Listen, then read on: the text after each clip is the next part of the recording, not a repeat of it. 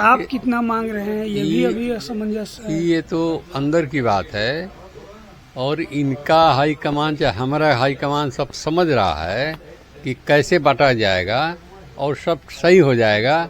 न मेरे बोलने से यहाँ कुछ होगा न उनके प्रेस कॉन्फ्रेंस से करने से कुछ होगा। जो करेगा हाईकमान करेगा। और प्रेस वार्ता में है सीपीएम के पूर्व राज्य सचिव और राष्ट्रीय परिषद के सदस्य अवधेश कुमार। हमारे साथ प्रेस वार्ता में हैं सीपीआई के राष्ट्रीय सचिव संजय कुमार पूर्व एमएलसी। मेरे साथ वार्ता में हैं हमारे सीपीआई के राष्ट्रीय परिषद के सदस्य ओम प्रकाश नारायण। हम लोग आज संयुक्त रूप से सीपीआई और सीपीएम संयुक्त वार्ता में आपके साथ हैं।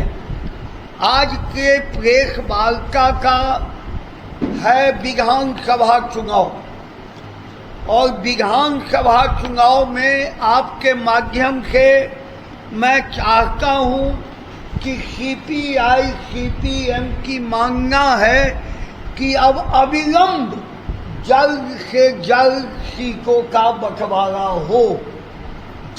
पारस जी के आने का स्वागत है।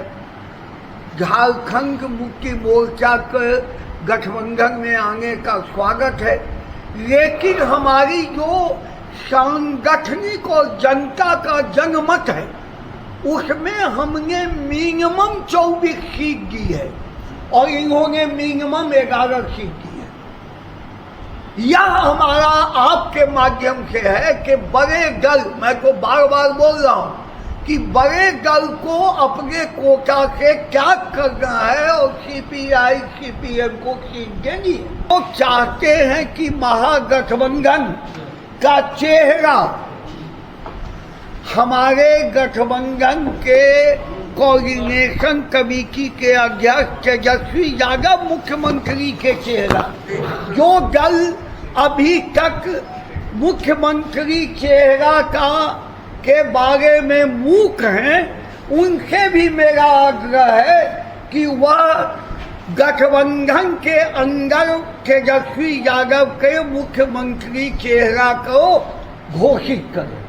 नमस्कार दोस्तों, अभी हम हैं पटना में और हमारे साथ हैं कांग्रेस के अति वरिष्ठ नेता अरुण पाठक सर। सर, स्वागत है आपका हमारे यूट्यूब चैनल खबरें बिहार लाइव पर। जी धन्यवाद। पाठक सर, अब तो आपकी अपनी अलायंस पार्टियां भी आवाज उठाने लगी है। जैसे आज सीपीआई और सीपीआई एमएल ने मिलकर साझा प्रेस वार्ता किया और उसमें उन्होंने बोला कि इसे महागठबंधन को अब जो है सीट बंटवारा कर लेना चाहिए क्योंकि अब आचार संहिता लगने वाला है। तो ये क्या देखा जाए इसको? अब तो आपके अंदर भी आवाज उठने लगी है, तो आप लोग के आपस में सामंजस्य नहीं बन पा रहा है क्या? नहीं, ऐसा है कि गठबंधन के सारे साथी एकजुट हैं। लोकल में उनको थोड़ा सा घबराहट हो रही है, लेकिन वो उनको मैं ये कहूँगा कि घबराइए मत। शीर्ष जो नेता हमारे हैं और उनके हैं वो सब मिल बैठ के बात कर रहे हैं। बंटवारा बहुत जल्दी हो जाएगा और सबको सम्मानजनक सीटें मिलेगी। हमारे यहाँ एक सिस्टम है, कांग्रेस में जो एक सिस्टम डेवलप है वो सिस्टम में काम होता है। हाईकमान सबको बांट देती है जिम्मेवारी, कोऑर्डिनेशन कमेटी बना दी है, स्टीयरिंग कमेटी बना दी है। ये सब हम लोग का काम जारी है। केंद्रीय चुनाव समिति बन गया तो वो लोग ज़्यादा समझते हैं, वो सब कर रहे हैं लोग।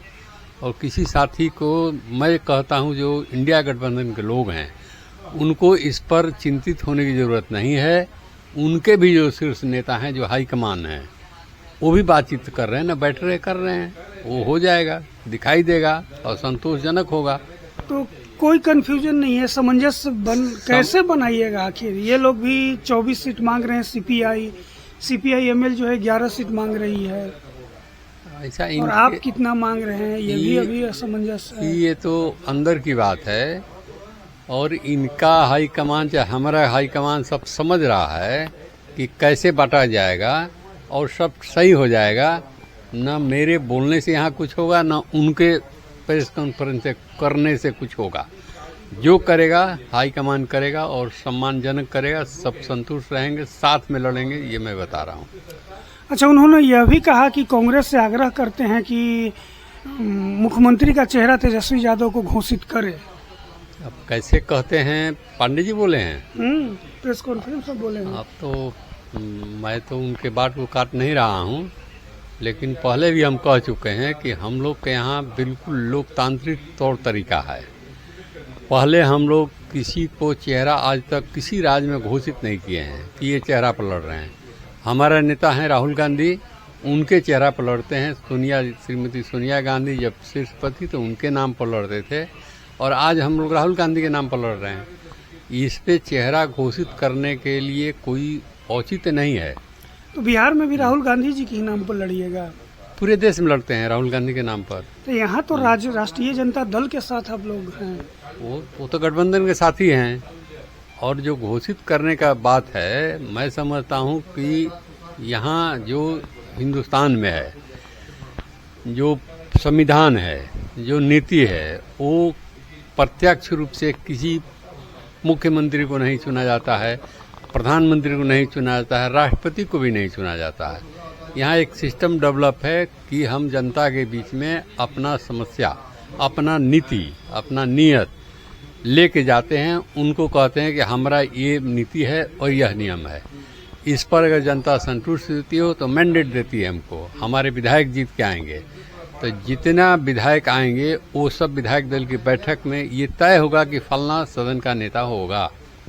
पहले से घोषित करने का कोई ऐसा उचित तो है नहीं। अब कैसे घोषित क्या डिमांड लोग कर रहे हैं, उन लोगों का भी सम्मान है, करें, स्वतंत्र है, लोकतंत्र है।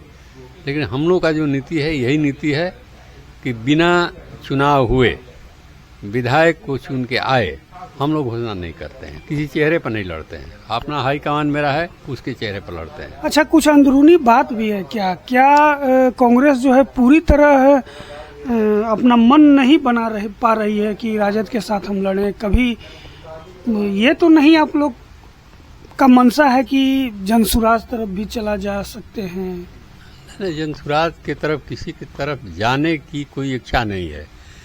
अगर कोई नया दल भी है, अगर गठबंधन में आना चाहता है तो स्वागत है। नहीं, अगर कांग्रेस को ऑफर देती है जनसुराज की आप हमारे साथ मिलकर हम दोनों लड़िए, तो क्या कांग्रेस स्वीकार कर लेगी? ऐसा अभी कोई मुद्दा ही नहीं, कोई प्रश्न नहीं है, कोई मुद्दा ऐसा है नहीं। अगर कोई गठबंधन में नया दल भी आना चाहेगा तो ठीक है। पाठक सर, क्योंकि लोग ये कहते रहते हैं, जनसुराज के भी नेता कहते हैं कि भ्रष्टाचार के मुद्दे पर राष्ट्रीय जनता दल चुप हो जाती है, उतना नहीं मुखर हो पाती है, लेकिन कांग्रेस को आना चाहिए आगे, क्योंकि कांग्रेस का तो कोई लेन देन नहीं है भ्रष्टाचार से। कांग्रेस को विरोध करना चाहिए, बोलता है लोग।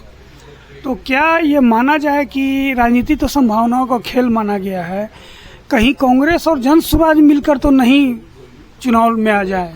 देखिए, राजनीति में भाजपा को छोड़ के हम लोग के लिए कोई अछूत नहीं है। कोई भी आता है तो मिल बैठ करके बात किया जाएगा, समझौता हो सकता है। राजनीति में कोई न परमानेंट किसी का दुश्मन है और न कोई परमानेंट दोस्त है। तो कोई भी आएगा स्वागत किया जाएगा। जनसुराज के जो प्रमुख हैं उनको मैं गलत नहीं मानता, अच्छे आदमी हैं, भ्रष्टाचार के खिलाफ लड़ रहे हैं, अच्छी बात है। भ्रष्टाचार के खिलाफ हम लोग थ्रू आउट लड़े हैं और आगे भी लड़ते रहेंगे। भ्रष्टाचार हम लोग आज तक न किए हैं न करेंगे।